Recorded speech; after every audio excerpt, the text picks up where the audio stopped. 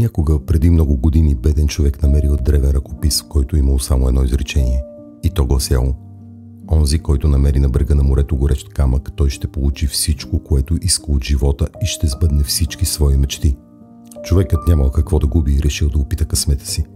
Отправил се към морския бряг, за да търси горещ камък.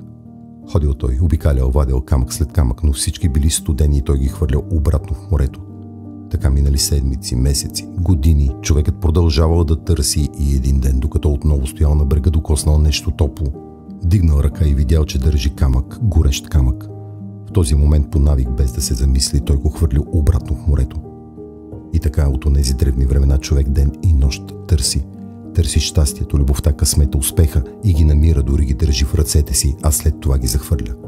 Дали защото е спрял да забелязва истинските неща около себе си, или защото е свикнал да търси, но не е усвоил умението да намира.